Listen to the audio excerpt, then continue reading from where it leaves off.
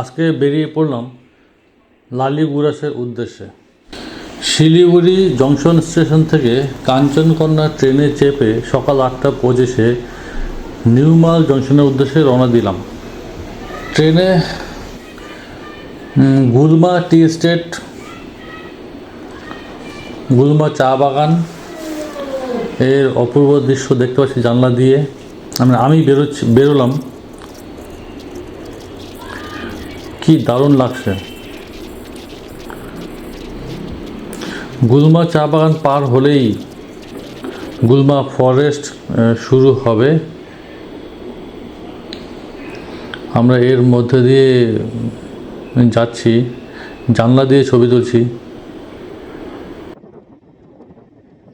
তোমাদের কাছে একটা অনুরোধ থাকছে যে লাস্ট তোমরা কোথায় ঘুরতে গেছিলে সেটা যদি কমেন্টে লেখো, তাহলে আমার জন্য একটু ভালো হয় বুঝতে, যে জায়গাগুলো আমি এখনও যাইনি সেখানে আমি যেতে চাইব। চালসা থেকে সামসিংয়ের রাস্তাতে ঢুকছি, তাই তো?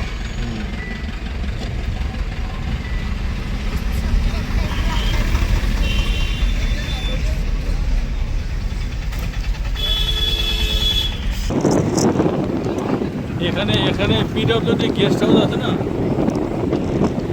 এটাই তো পিডব্লিউডি গেস্ট হাউস না?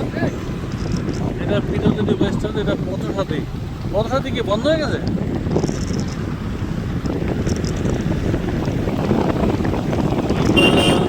এবারে চলে আসলাম কোথায় এখন? চালসার ভিউ পয়েন্ট, তাই না? চালসার ভিউ পয়েন্টে একটু জানাচ্ছি।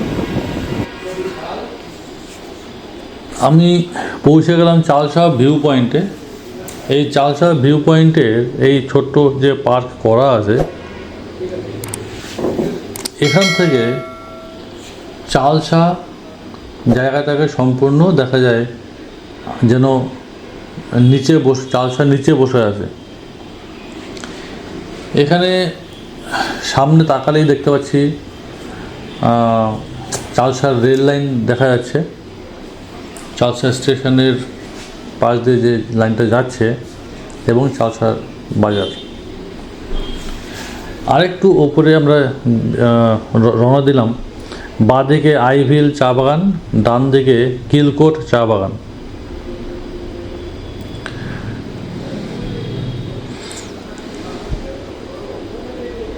এই চা বাগানের মধ্যে দিয়ে দারুণ লাগছে যেতে।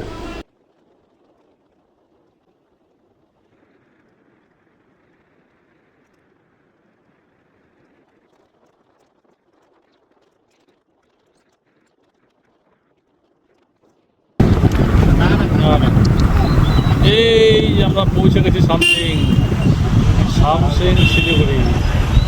এই বাসগুলোই আসে।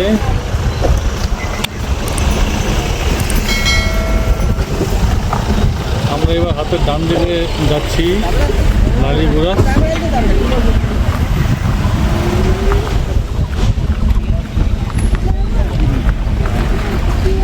নদীতে লালিগুড়াস নদী, তুই দেখতে পাচ্ছিস তো? দেখতে পাচ্ছিস তো? সামসিং চা বাগানের মধ্য দিয়ে যাচ্ছি।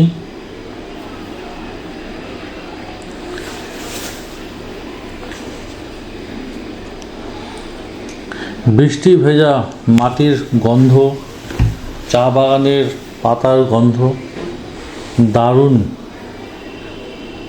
ভীষণই ভালো লাগছে।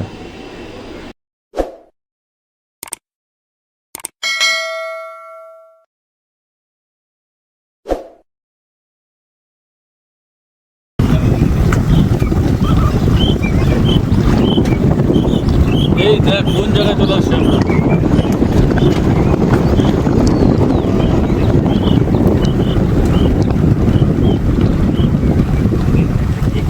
চলে আসছি।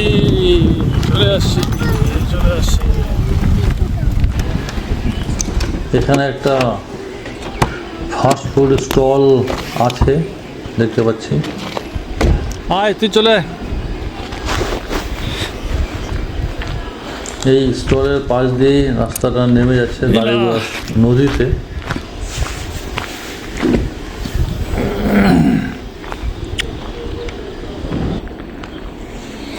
উত্তরবঙ্গে অপূর্ব সৌন্দর্যে ঘেরা সামসিং, সবুজ চা বাগান, পাহাড়ি হাওয়া আর নীল আকাশের এক অনন্য মেলবন্ধন।